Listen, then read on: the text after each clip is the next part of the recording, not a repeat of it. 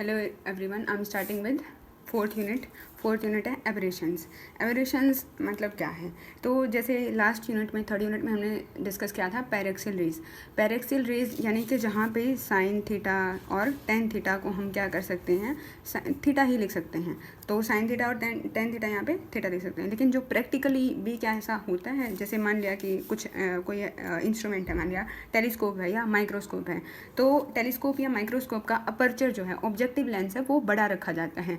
अगर हम उसको छोटा रखेंगे तो उसमें क्या होता है कि लाइट ज़्यादा नहीं आएगी। लाइट अगर ज़्यादा नहीं हो रही है तो उसमें इमेज उतनी क्लियर नहीं होती है, ब्राइट नहीं होती है। तो इसीलिए हम टेलीस्कोप हो या माइक्रोस्कोप है, इनका ऑब्जेक्टिव लेंस बड़ा रखते हैं। ऑब्जेक्टिव लेंस बड़ा रखने का मतलब है कि इसका हम साइज़ बड़ा रख रहे हैं। अब अगर पैरेक्सियल है, लेंस छोटा है, तो प्रिंसिपल एक्सिस से ज़्यादा डिस्टेंस पे रेज नहीं आएंगी। अब ये हमने बड़ा कर दिया है, तो बड़ा कर दिया तो इसका मतलब पैरेक्सियल रेज ही नहीं, पैरेक्सियल रेज के अलावा मतलब दूर भी होंगी। साइन थीटा और टेन थीटा को हम हमेशा यहाँ पे थीटा नहीं लिख सकते। प्रैक्टिकली थ्योरेटिकली हमने पढ़ा था पैरेक्सियल रेज। तो जो पैरेक्सियल रेज के कैलकुलेशन के हिसाब से इमेज जहाँ पे बननी चाहिए और जैसी बननी चाहिए, एकदम पॉइंट्स बिल्कुल यहीं पे बनेगी, वैसी नहीं बनती है, उससे थोड़ा सा डेविएशन हो जाता है। तो यही डेविएशन होता है लेंस के साइज़ की वजह से। ये जो डेविएशन हो रहा है, इसी डेविएशन को हम बोलते हैं लेंस एबरेशंस। तो ये एबरेशंस के डिफरेंट रीज़न हो सकते हैं। या तो हो सकता है, दो टाइप के हम पढ़ते हैं, या तो क्रोमेटिक एबरेशन है और या फिर मोनोक्रोमेटिक और सीडेल एबरेशन है। तो हम इस एबरेशन में पढ़ेंगे क्रोमेटिक, है ना, एंड है मोनोक्रोमेटिक, है ना, और सीडेल एबरेशंस। तो क्रोमेटिक एबरेशन में क्या हो रहा है कि जैसे एक ये लेंस हमने लिया, तो इस लेंस में आपने प्रिज्म में देखा होगा, प्रिज्म में वाइट लाइट डिस्पर्स हो जाती है 7 डिफरेंट कलर्स में, रेड, वॉयलेट, ब्लू, ग्रीन, है ना। क्यों होती है? क्योंकि सारे कलर्स का रिफ्रैक्टिव इंडेक्स अलग अलग होता है। तो अलग, और जो रिफ्रैक्टिव इंडेक्स है वो वेवलेंथ के ऊपर डिपेंड करता है। तो अगर ये अलग अलग पाथ फॉलो कर रहे हैं तो यहाँ पे भी क्या होगा, लेंस में भी अगर हम यूज़ कर रहे हैं तो यहाँ पे एक लाइट आई। अब ये लाइट है तो क्योंकि ये क्या है, ग्लास है, तो ग्लास में रिफ्रैक्टिव इंडेक्स सारे कलर्स का अलग अलग होगा। तो रेड हो सकता है कि यहाँ पे आए, और ब्लू जो है इससे पहले ही कन्वर्ज हो जाए। रेड वाली जो लाइट है वो यहाँ तक जा रही है और जो ब्लू वाली लाइट है वो यहाँ पे आ रही है। तो ये क्या होगा, रेड यहाँ पे आ रही है और ब्लू यहाँ पे आ रही है। तो इमेज एक, सारी की सारी जो रेज हैं वो एक ही पॉइंट पे कन्वर्ज नहीं हो रही हैं। तो आइडियली एक ही पॉइंट पे इनको कन्वर्ज करना चाहिए था, लेकिन ये एक सिंगल पॉइंट पे कन्वर्ज नहीं हो रही हैं, तो इमेज जो है वो ब्लर बनती है। क्यों बनी ब्लर यहाँ पे इस केस में? क्योंकि वेवलेंथ अलग अलग है सारे कलर्स की, इसीलिए इसको बोलते हैं क्रोमेटिक एबरेशंस। तो क्योंकि कलर की वजह से। और कब होगा? जब ये पॉलीक्रोमेटिक लाइट है। पॉलीक्रोमेटिक लाइट यानी कि जिसमें एक से ज़्यादा वेवलेंथ होंगी, एक से ज़्यादा कलर होंगे। अब है मोनोक्रोमेटिक। तो मोनोक्रोमेटिक जैसे कि, तो एक तरीके से अगर वेवलेंथ नहीं है तो देखा जाए, यहाँ इसके हिसाब से देखा जाए तो इसका मतलब अगर वेवलेंथ मोनोक्रोमेटिक लाइट है तो उसमें तो किसी भी तरीके का डिस्टोर्शन नहीं होना चाहिए इमेज में, लेकिन मोनोक्रोमेटिक लाइट में भी डिस्टोर्शन होता है। अब ये जो मोनोक्रोमेटिक लाइट वाला डिस्टोर्शन होता है, इसमें हमने 5 कैटेगरीज डिवाइड कर रखी हैं। तो जो ये है, ये होगा, है ना, spherical aberration, second is coma, third is astigmatism, fourth is curvature of the field and fifth is distortion। ठीक है, तो हम सबसे पहले यहाँ पे आज की वीडियो में हम क्रोमेटिक एब्रेशन करेंगे। Chromatic aberration in a lens. ये जो हमने डायग्राम बनाया है, तो इसके हिसाब से क्या है, ये रेज आ रही हैं, लेंस के ऊपर इंसिडेंट है। अब क्या होगा कि जब हम इसको देखेंगे तो जो रेड लाइट है वो यहाँ पे कन्वर्ज होगी, FR। ये जहाँ पे ये रेड लाइट कन्वर्ज होगी, अगर इन्फिनिटी पे एक ऑब्जेक्ट रखा हुआ है, इन्फिनिटी से वाइट लाइट की रेज आ रही हैं, तो रेड जहाँ पे कन्वर्ज होगा वो होगी रेड के लिए फोकल लेंथ, FR हम इसको लिखेंगे। अब है कि जहाँ पे ब्लू लाइट कन्वर्ज होगी उसको हम लिखेंगे FB। तो ब्लू यहाँ पे, और बाकी जितने भी कलर्स होंगे वो इन दोनों के बीच में ही कन्वर्ज होते हैं। और जो इन दोनों का मीन होता है वो होता है FY, हम इसको लिखते हैं। येलो लाइट जो है इनके बीच में कन्वर्ज होती है, तो मीन लेते हैं हम उनका। अब अगर हम इसी को बोलते हैं क्रोमेटिक एब्रेशन। अब इसमें आता है लॉन्गिट्यूडनल और एक्सियल क्रोमेटिक एब्रेशन। लॉन्गिट्यूडनल और एक्सियल, तो अब हम देखेंगे एक्सियल यानी कि ये एक्सिस के अलोंग, तो या लॉन्गिट्यूडनल। तो अब हम देखते हैं कि रेड यहाँ पे है और ब्लू यहाँ पे, अगर हम इन दोनों को सब्ट्रैक्ट कर दें F R minus F B, तो ये क्या है कि एक्सिस की डायरेक्शन में इतना ये एब्रेशन हो रहा है, F R minus F B. इसके हम केस बनाते हैं अलग अलग। फर्स्ट है when object is at infinity. अगर ऑब्जेक्ट इन्फिनिटी पे रखा है तो उसकी इमेज बनती है फोकल पॉइंट पे। तो और फॉर्मूला आता है 1/f equal to nu minus focal length का 1/r 1/r1 माइनस 1/r2। तो ये f मान लिया कि यहाँ पे हमने येलो लाइट की फोकल लेंथ ली है, तो वो मीन हो गया 1/f equal to nu minus 1। अब रेड के लिए क्योंकि अलग है फोकल पॉइंट, तो एफ आर की वैल्यू 1/fr इक्वल टू ये न्यू आर माइनस 1, क्योंकि रिफ्रैक्टिव इंडेक्स भी अलग अलग का अलग अलग होगा 1/r 1/r2। और ब्लू के लिए अब 1/f equal to nu B minus 1 r1 minus r2। मान लिया ये इक्वेशन नंबर 1 है, ये इक्वेशन नंबर 2 है, ये इक्वेशन नंबर 3 है।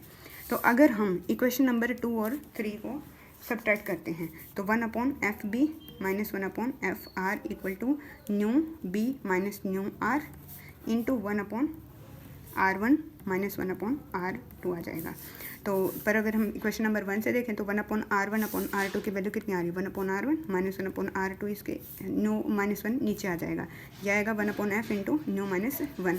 तो 1/r1 माइनस r2 की वैल्यू हम ये लिख सकते हैं nu B minus nu r equal to 1/f into nu minus 1, nu B minus nu r divided by nu minus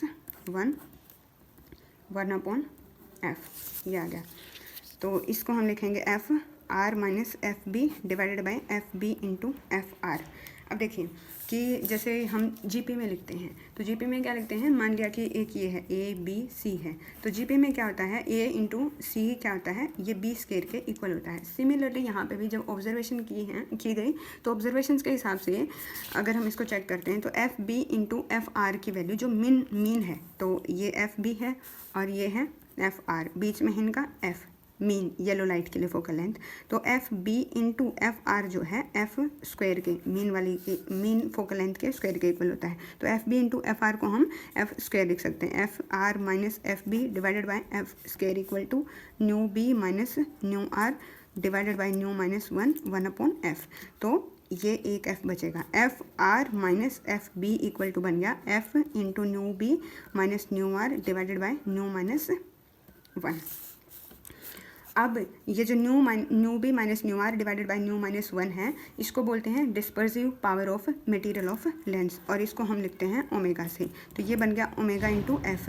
तो यहाँ पे जो लॉन्गिट्यूडनल क्रोमेटिक एब्रेशन है वो आ गया F R minus F B is equal to omega into F. Omega यहाँ पे है dispersive power of material, F है mean focal length.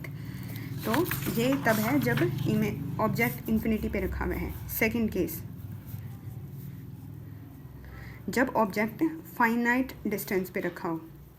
Finite distance पे हम क्या लगाते हैं, यहाँ पे लेंस मेकर फॉर्मूला लिखना पड़ेगा। लेंस मेकर फॉर्मूला होता है 1/b minus 1/u is equal to 1/f। तो अब f तो अलग अलग है सबके लिए, तो अगर हम मीन डिस्टेंस लिखते हैं तो ये होती है 1/u है ना, minus 1/b minus 1/u is equal to 1/f है। अगर हम अब रेड के लिए लिख रहे हैं तो v क्या है, इमेज डिस्टेंस, तो v रेड के लिए V R minus 1/u is equal to 1/f R red के लिए फोकल लेंथ। अगर हम ब्लू के लिए लिखेंगे तो ये फर्स्ट हो गया, ब्लू के लिए 1/v माइनस 1 ऑब्जेक्ट तो सेम है डिस्टेंस पे सब के लिए एफ बी, सेकेंड इक्वेशन होगी। अब अगर हम सेकेंड और फर्स्ट का अगर हम इसको सॉल्व करें तो हम कर रहे हैं यहाँ पे सेकंड में से फर्स्ट को subtract, 1/vb minus 1/v are, you और ये कैंसिल हो जाएगा 1/f are.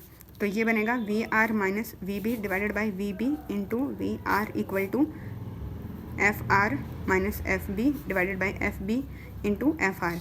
V B V R जो है इसका स्क्वायर होता है वी स्क्वायर के इक्वल। वी यहाँ पे क्या है, येलो वाली जो इमेज बनेगी वो है मीन डिस्टेंस, हम लिख सकते हैं ये है V B into V R equal to V square है। तो V R minus V B equal to V square. F R into F B को हम एफ स्क्वायर लिख सकते हैं, पीछे भी हमने लिखा F R minus F B divided by F square. तो V R minus V B बन गया F R minus F B divided by F square into V square. F R minus F B, last वाली हम question देखते हैं। तो F R minus F B जो है ओमेगा इंटू एफ के इक्वल आया था, तो ये वैल्यू हम यहाँ पे रिप्लेस कर देंगे। Omega into F into V square divided by F square, एक कैंसिल हो जाएगा, ये बना omega into V square divided by F. तो V R minus V B, इसका मतलब है कि अगर ऑब्जेक्ट फाइनाइट डिस्टेंस पे रखा हो तो इसका क्रोमेटिक एब्रिविएशन होगा V R minus V B. Red वाली जो डिस्टेंस है माइनस ब्लू वाली डिस्टेंस ये आएगी omega dispersive power of material into mean distance of image divided by focal length. क्योंकि जो वी है, वी जो इमेज की डिस्टेंस होती है वो ऑब्जेक्ट की डिस्टेंस के ऊपर भी डिपेंड करती है। तो यहाँ पे क्रोमेटिक एब्रिविएशन जो है ये ऑब्जेक्ट की डिस्टेंस पे भी डिपेंड करेगा, डिस्पर्सिव पावर पे और मीन फोकल लेंथ के ऊपर डिपेंड करेगा। अब इसके आगे हम नेक्स्ट चलते हैं। तो ये हमने किया है लॉन्गिट्यूडनल। अब है लेटरल क्रोमेटिक एब्रिविएशन। तो लेटरल ये हमने इसमें क्या किया था कि एक्सिस के अलोंग कितना एब्रिविएशन हो रहा है, कितना डिस्टोर्शन हो रहा है। अब अगर हम इसका चेक करते हैं, इमेज बनाते हैं, तो ये मान लिया कि ऑब्जेक्ट यहाँ पे रखा हुआ है, ये ऑब्जेक्ट रखा हुआ है और इसकी एक लाइट जो है ये हाइट है एक्स वाई, इतनी वाई है इसकी डिस्टेंस। तो यहाँ पे एक लाइट जो होगी वो इस तरीके से जा रही है, एक लाइट जो है ये हमारी मान लिया ऐसे जा रही है।